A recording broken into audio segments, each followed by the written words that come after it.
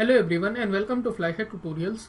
Guys, आज हम discuss करेंगे डिजिटल इलेक्ट्रॉनिक्स में लेक्चर नंबर 52 और इसमें हम बात करने वाले हैं कि सिंक्रोनस काउंटर को डिजाइन करने के लिए प्रोसीजर क्या होता है और उसमें हम एग्जांपल लेंगे 2 बिट सिंक्रोनस काउंटर का। तो अगर अभी तक आपने इसके प्रीवियस लेक्चर्स को नहीं देखा है तो आई बटन पर क्लिक करके उनको देख सकते हैं। उसी के साथ साथ जो डिफरेंट सब्जेक्ट्स पर हमारे लेक्चर्स हैं इंक्लूडिंग डिजिटल इलेक्ट्रॉनिक्स, उनको आप चैनल प्लेलिस्ट में जाकर भी देख सकते हैं। तो चलिए स्टार्ट करते हैं। सबसे पहले अगर आप न्यू है चैनल को अभी तक सब्सक्राइब नहीं किया है तो सब्सक्राइब भी कर लीजिए और उसके साथ में जो नोटिफिकेशन बेल है उसको प्रेस कर दीजिए ताकि न्यू लेक्चर अपलोड होने पर नोटिफिकेशन आपको मिल जाए। और जो चैनल है हमारा नॉन टेक सब्जेक्ट से रिलेटेड फ्लाई हाई क्लासेस के नाम से, उसको सब्सक्राइब कर सकते हैं। लिंक मैंने डिस्क्रिप्शन में दिया हुआ है। तो गाइज, जैसे कि आपको पता है अभी तक हमने बात की है आपकी असिंक्रोनस काउंटर्स के बारे में। तो उसमें हमने काफ़ी टाइप के आपके असिंक्रोनस या फिर रिपल काउंटर्स को डिस्कस किया है। वहाँ पर आपने देखा है कि उनको आपका डिज़ाइन करना थोड़ा आसान था। ठीक है, यहाँ पर हम बात करने वाले हैं सिंक्रोनस काउंटर्स की। तो बेसिक जो इनमें डिफरेंस है वह मैं आपको ऑलरेडी बता चुका हूँ। फिर भी यहाँ पर मैं आपको एक बार रिवाइज करा देता हूँ कि असिंक्रोनस या फिर रिपल काउंटर में आपने देखा था कि अगर सपोज कीजिए आपके दो फ्लिप फ्लॉप हैं तो दोनों ही फ्लिप फ्लॉप को जो क्लॉक है वो आप साइमल्टेनियसली नहीं देख रहे हैं, बल्कि जो पहले फ्लिप फ्लॉप की आउटपुट होती है वही दूसरे फ्लिप फ्लॉप को ड्राइव करती है। जबकि सिंक्रोनस काउंटर्स में होगा क्या कि अगर आपके दो फ्लिप फ्लॉप हैं तो उनमें जो आपकी क्लॉक होगी वो साइमल्टेनियसली आप प्रोवाइड कराएंगे।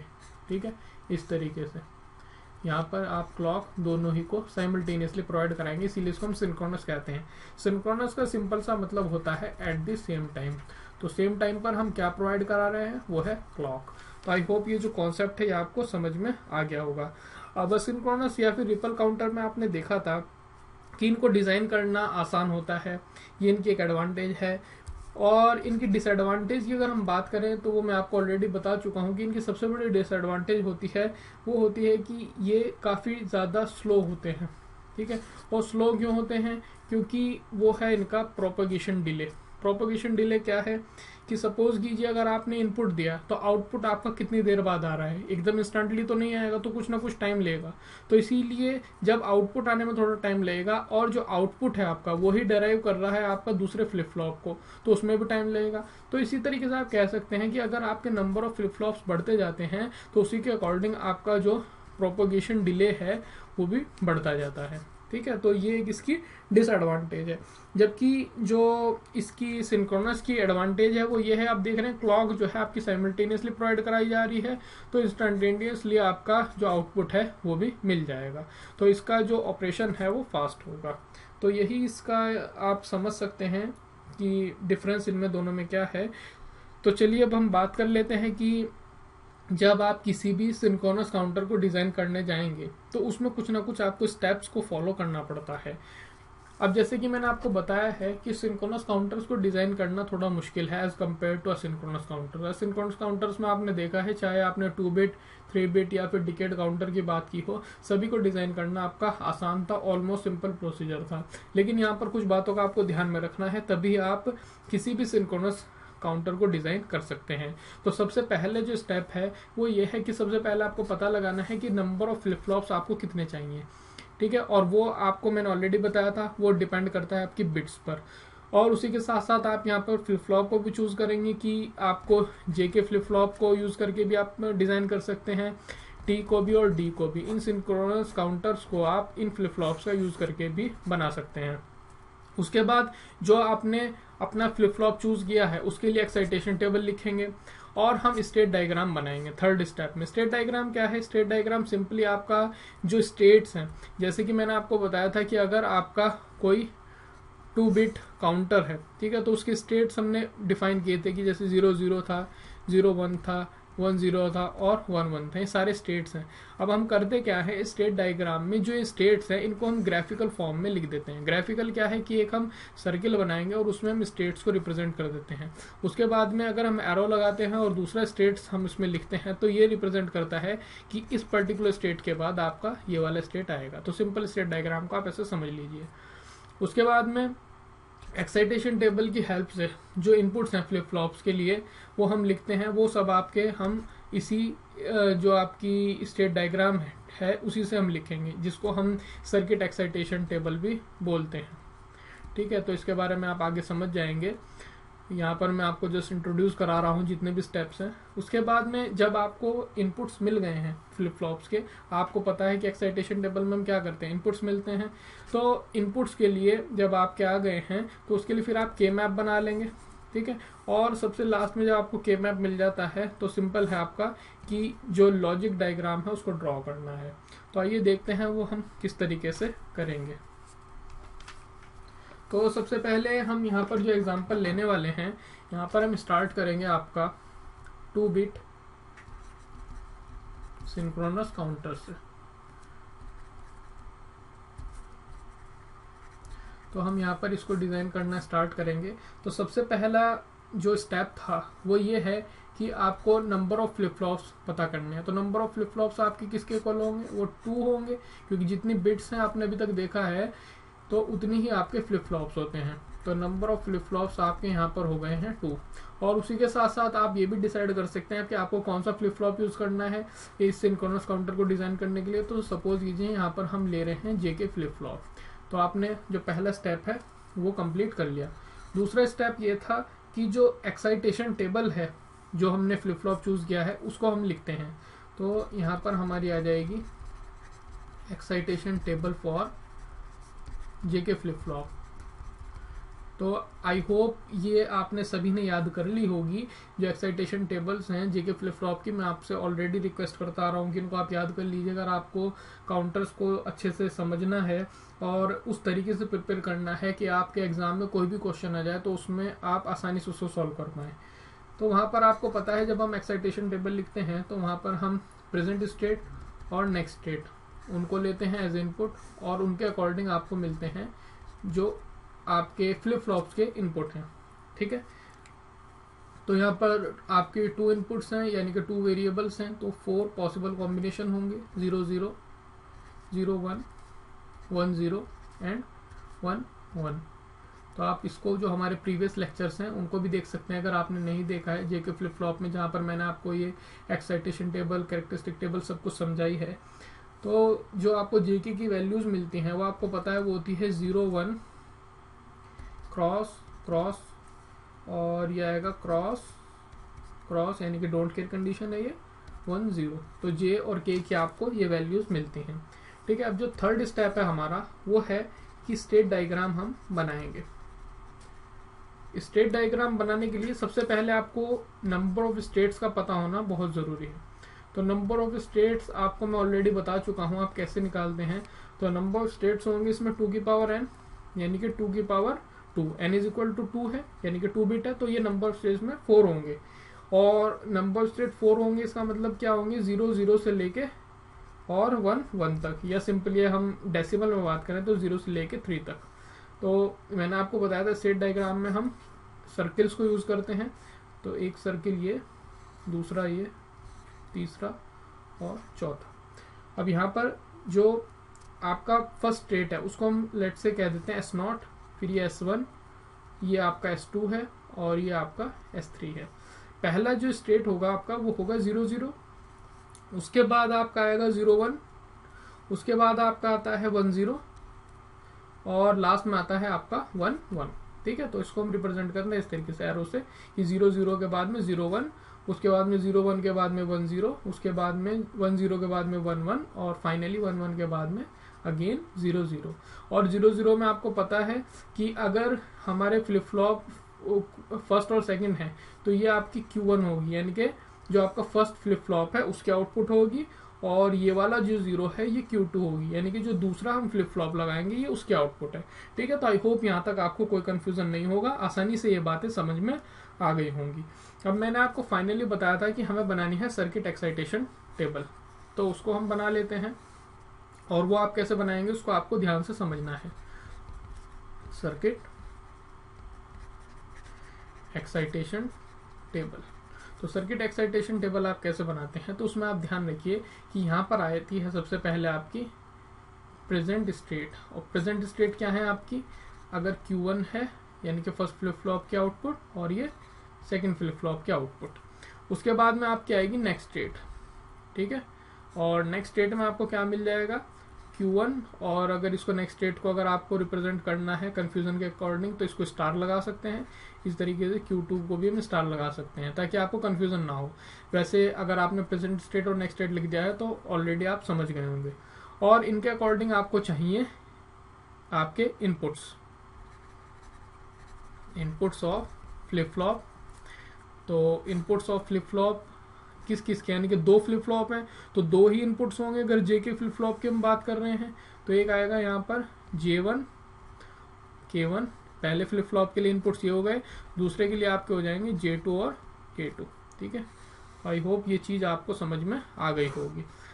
अब सिंपल सी बात है, प्रेजेंट स्टेट आपका क्या होगा, ये अगर 0 0 है, ठीक है, उसके बाद में आपका होगा 0 1 1 0 एंड 1 1। अब स्टेट डायग्राम से आप देखते रहिए और नेक्स्ट स्टेट आप आसानी से लिख सकते हैं। सिंपल सी बात है, अगर आपका Q1 Q2 यहाँ पर आप देखेंगे स्टेट डायग्राम में, अगर आपका पहला जो स्टेट है S0 वो 0 0 है, नेक्स्ट स्टेट उसका क्या है S1 वो है 0 1, तो यहाँ पर आ जाएगा आपका 0 1। नेक्स्ट स्टेट में आपका क्या आएगा, Q1 Q2 की वैल्यू 0 1। उसी तरीके से आप देख रहे हैं 0 1 के बाद 1 0 है, तो यहाँ पर 0 1 के बाद 1 0 आएगा। उसके बाद में 1 0 के बाद में फिर 1 1 आएगा, तो यहाँ पर आप 1 1 लिख दीजिए। उसके बाद में 1 1 के बाद में अगेन यानी कि S3 स्टेट के बाद में S0 आ जाएगा, तो 1 1 के बाद में आप आसानी से लिख सकते हैं 0 0, ठीक है। तो ये आसान है, आई होप आपको समझ में आ गई होगी प्रेजेंट स्टेट और नेक्स्ट स्टेट कैसे लिखने हैं आपको स्टेट डायग्राम से, कोई इतनी बड़ी इसमें प्रॉब्लम नहीं है। अब सबसे इंपॉर्टेंट बात जो आती है वो है कि इनपुट्स कैसे लिखेंगे एक्साइटेशन टेबल को देख के। तो अब आप एक्साइटेशन टेबल देखिए और इनपुट्स हम कैसे लिखेंगे। पहले है आपका J1 और K1, यानी कि ये हम बात कर रहे हैं फर्स्ट फ्लिप फ्लॉप की। तो अगर फर्स्ट फ्लिप फ्लॉप की बात हो रही है तो उसमें हम Q1 और Q1 स्टार को कंसिडर करेंगे। सिंपल है, क्योंकि ये Q1 जो है वो फर्स्ट फ्लिप फ्लॉप का आउटपुट है ना, उसकी प्रेजेंट स्टेट है, और Q1 स्टार उसी फ्लिप फ्लॉप की नेक्स्ट स्टेट है, ठीक है। तो इसमें Q2 से हमें कुछ भी लेना देना नहीं है, क्योंकि Q2 जो है वो आपका जो दूसरा फ्लिप फ्लॉप है उसकी आउटपुट है। उसी तरीके से Q2 स्टार जो है वो दूसरा जो आउटपुट है उसकी नेक्स्ट स्टेट है, ठीक है। सिंपल सी बात है, अगर J1 और K1 मेरे को लिखना है एक्साइटेशन टेबल से, तो उनके लिए हम क्या करेंगे, उनके लिए हम Q1 और Q1 स्टार को देखेंगे। तो सिंपल सी बात है, यहाँ पे देखिए आप Qn और Qn+1, Qn क्या था आपका यहाँ पर प्रेजेंट स्टेट, ये आप सभी को पता है एक्साइटेशन टेबल में, Qn+1 ये नेक्स्ट स्टेट होती है आपकी। तो अगर 0 0 है तो Q1 आप देखिए 0 है और Q1 स्टार भी 0 है, तो J और K की वैल्यू क्या है आपकी 0 और क्रॉस, तो यहाँ पर आप क्या लिख देंगे 0 एंड क्रॉस। उसी तरीके से अगर Q1 आपका 0 है और Q1 स्टार 1 है, तो एक्साइटेशन टेबल पर आइए, तो सेकंड जो रो है 0 और 1 है, तो यहाँ पर क्या आ जाएगा आपका 1 और क्रॉस, 1 एंड क्रॉस। उसी तरीके से अगला देखेंगे आप, तो Q1 है 1 और Q1 स्टार है वो भी 1, तो एक्साइटेशन टेबल में सबसे लास्ट रो 1 1, तो इस केस में आपको क्या मिलता है क्रॉस एंड 0, तो यहाँ पर आप लिख दीजिए क्रॉस और 0। उसी तरीके से अगर आपका Q1 1 है और Q1 स्टार 0 है, तो उस केस में आप थर्ड रो को देखिए 1 एंड 0, तो यहाँ पर आपको मिल जाएगा क्रॉस एंड 1, ठीक है। आसान है, अगर आपने इसको ध्यान से समझा है तो कोई भी मुश्किल इतनी बड़ी बात नहीं है। सिंपल सी बात हम वही फॉलो कर रहे हैं जो हम अभी तक पढ़ने आए हैं, थोड़ा सा इसमें मॉडिफिकेशन कर रहे हैं, इसीलिए इस लेक्चर को ध्यान से समझिए, क्योंकि आगे के लेक्चर आपके लिए और आसान हो जाएंगे। अब J1 K1 यानी कि जो फर्स्ट फ्लिप फ्लॉप है उसके लिए तो आपने इनपुट्स लिख दी, जो सेकंड फ्लिप फ्लॉप है उसके लिए भी हम इसी तरीके से लिख देंगे, यानी कि उस केस में हम कंसिडर करेंगे Q2 और Q2 स्टार को। तो 0 1, तो यहाँ पर आप देखेंगे 0 1, उस केस में आपका क्या है 1 और स्टार, इसी तरीके से आप इनको भी लिख दीजिए 1 स्टार एंड आ जाएगा क्रॉस, सॉरी ये 1 क्रॉस है, और ये आ जाएगा क्रॉस 1, फिर आ जाएगा 1 क्रॉस, और फिर आ जाएगा आपका क्रॉस और 1, ठीक है। तो अब देखिए आपने J1 K1 यानी कि फर्स्ट फ्लिप फ्लॉप की इनपुट्स भी लिख दी और सेकंड फ्लिप फ्लॉप की इनपुट्स भी लिख दी। उसके बाद आप देखेंगे तो हमारा नेक्स्ट स्टेप क्या है, उसके बाद हमें के मैप बनाने हैं हर एक इनपुट जो फ्लिप फ्लॉप्स के हैं उनके लिए, ठीक है। तो अब हम के मैप्स बना लेंगे। तो यहाँ पर आप देखिए ये जो टेबल मैंने लिखी है ये सेम वही है जो आपकी सर्किट एक्साइटेशन टेबल है जो हमने प्रीवियसली बनाई है। अब मुझे इनके लिए के मैप बनाने हैं, तो के मैप अगर मैं बनाऊंगा तो सबसे पहले J1 के लिए अगर बनाएंगे और Q1 Q2 हैं तो 2 वेरिएबल्स है तो 4 सेल के मैप बनेगा। तो यहाँ पर सबसे पहला जो है वो बनाएंगे हम फॉर J1, ठीक है। इसी तरीके से K1 के लिए भी, क्योंकि आउटपुट के टर्म्स में आपको चाहिए, तो फॉर K1 के लिए भी आप इस तरह बना लेंगे। और इसी तरीके से J2 के लिए भी, ठीक है। और उसी तरीके से आप K2 के लिए भी बना लेंगे, क्योंकि हमें सभी इनपुट्स के लिए एक्सप्रेशन चाहिए। ये आपने बना लिया है 4 सेल के मैप। और यहाँ पर आपका क्या आएगा Q1 और ये Q2, यानी कि 0 1 0 1। अब J1 के लिए आप देखेंगे तो ये आपको मिल जाएगा 0 1 क्रॉस क्रॉस, तो यहाँ पर आप फिल कर दीजिए 0 1 क्रॉस क्रॉस, ठीक है। तो सिंपल सी बात है, इसमें जो पेयर है आपका वो ये बन जाएगा। और यहाँ से आपको J1 जो है वो क्या मिल जाएगा, आपको यहाँ पर J1 जो है वो मिल जाएगा Q2 के इक्वल। सिंपल है। उसी तरीके से आप K1 के लिए लिखेंगे तो ये आएगा सेम आपका Q1 Q2, यानी कि 0 1 0 1। और यहाँ से K1 के लिए आप लिख दीजिए cross cross 0 1 cross cross 0 1।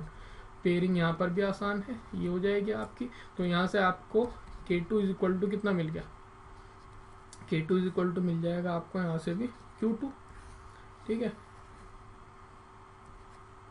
Sorry, यहाँ पर आपको K1 की वैल्यू निकालने हैं, तो यहाँ पर आपको K1 जो है वो भी मिल जाएगा आपको Q2 के इक्वल, ठीक है। K1 की हम बात कर रहे हैं, तो J1 और K1 दोनों ही Q2 के इक्वल मिल गए। अब हम J2 की बात करते हैं, तो ये आपका J2 है। तो J2 के लिए आपका क्या है 1 क्रॉस 1 क्रॉस, यानी कि ये सिंपल आपका है Q1 Q2 0 1 0 1 1 cross 1 cross 1 cross, ठीक है। अगर हम डोंट केयर ये जो कंडीशंस हैं इनको भी हम कंसिडर कर लेते हैं, तो आपको ये मिल जाएगा आपका जो पेयर है। तो यहाँ पर आपको J2 की वैल्यू क्या मिल जाएगी, वो होगी 1, ठीक है। के मैप आई होप आपने ध्यान से समझे होंगे। और उसी तरीके K2 के लिए क्या हो जाएगा आपका क्रॉस 1 क्रॉस 1 क्रॉस 1 क्रॉस 1, मतलब ये अगर Q1 और Q2 है तो ये 0 1 0 1, तो यहाँ पर मिल जाएगा आपको क्रॉस 1 एंड क्रॉस 1। तो यहाँ पर भी अगर आप डोंट केयर कंडीशन को कंसिडर करते हैं तो यहाँ पर K2 की वैल्यू भी आपको सिंपल 1 मिल जाएगी, ठीक है। तो आपको इनपुट्स की वैल्यू मिल चुकी है। J1 और K1 दोनों Q2 के इक्वल हैं और J2 और K2 दोनों ही 1 के इक्वल हैं, ठीक है। तो अब आपको इनपुट्स मिल चुके हैं, अब इनको आपको सिंपली इम्प्लीमेंट करना है। तो हम यहाँ पर ड्रॉ करेंगे अपना लॉजिक डायग्राम। तो हम J के फ्लिप फ्लॉप्स अगर कंसिडर कर रहे हैं तो ये आपका फर्स्ट और ये आपका सेकंड, ये फर्स्ट और ये आपका सेकंड J के फ्लिप फ्लॉप बन गया। तो यहाँ पर आपका आ जाएगा J1 और ये आएगा आपका K1 और उसी तरीके से आउटपुट होगा आपका Q1। यहाँ पर J2 K2 और Q2। सिंपल सा आपने क्या समझा है कि जो J1 है और आपका K1 है वो दोनों ही आपके Q2 के इक्वल हैं। तो हम क्या करेंगे, सबसे पहले क्लॉक को हम प्रोवाइड करा देते हैं। ये सिंक्रोनस है आपका, तो क्लॉक जो है दोनों ही को साइमल्टेनियसली एक ही प्रोवाइड कराएंगे हम, ठीक है। ये ही सिंक्रोनस काउंटर आपका कहलाता है। ये क्लॉक आपने साइमल्टेनियसली प्रोवाइड करा दी एक साथ। और अब जो J1 है और K1 है वो आपके किसके इक्वल हैं, वो हैं आपके Q2 के इक्वल। तो आप इनको सिंपली कनेक्ट कर दीजिए Q2 से, आसान है। उसी के साथ साथ जो J2 और K2 हैं आपके, J2 और K2 ये आपके 1 हैं, तो इनको आप क्या कर दीजिए लॉजिक 1 पर प्रोवाइड करा दीजिए। तो इनको आपने लॉजिक 1 प्रोवाइड करा दिया और J1 और K1 को Q2 से कनेक्ट करा दिया। तो इस तरीके से आपको आसानी से जो Q1 है यानी कि आउटपुट है Q1 और आउटपुट जो ये Q2 है ये यहाँ से आपको मिल जाएंगे। तो आई होप ये आपको समझ में आया होगा। और ये अब काउंटर है तो ये 0 1 2 3 ऐसे काउंट करना स्टार्ट करेगा और 3 के बाद अगेन 0 पर ये आ जाएगा। तो आई होप ये चीज़ आपको समझ में आ गई होगी। इस लेक्चर को बहुत ही ध्यान से समझिए। अगर आपको इसमें कोई कन्फ्यूज़न है, कोई बात समझ में नहीं आई है, तो मुझे कमेंट सेक्शन में पूछ सकते हैं। लेकिन इस लेक्चर को ध्यान से समझना बहुत ज़रूरी है, चाहे हम गेट लेवल की बात करें या फिर किसी और एग्जामिनेशन की बात करें, इससे रिलेटेड आपको क्वेश्चन मिल जाएंगे। लेकिन अगर आपका कॉन्सेप्ट क्लियर है तो कितना भी आपको टफ आपका क्वेश्चन मिल जाए तो उसको आप आसानी से सॉल्व कर सकते हैं। तो मुझे कमेंट करके बताइए कि लेक्चर आपको कैसा लगा है। अगर पसंद आया तो लाइक ज़रूर कीजिए, शेयर कीजिए अपने फ्रेंड्स के साथ में जिनके लिए आप समझते हैं कि लेक्चर इंपॉर्टेंट है। फेसबुक पेज को लाइक कीजिए, ट्विटर पर फॉलो कीजिए, वहाँ पर मैं काफ़ी इन्फॉर्मेशन पोस्ट करता रहता हूँ। लिंक मैंने इनके डिस्क्रिप्शन में दिए हुए हैं। सब्सक्राइब नहीं किया है तो सब्सक्राइब कर लीजिए और इन वीडियोज़ को भी चेकआउट कर लीजिए। देखने के लिए आप सभी का बहुत बहुत धन्यवाद। आप सभी का समय शुभ रहे। Thank you very much.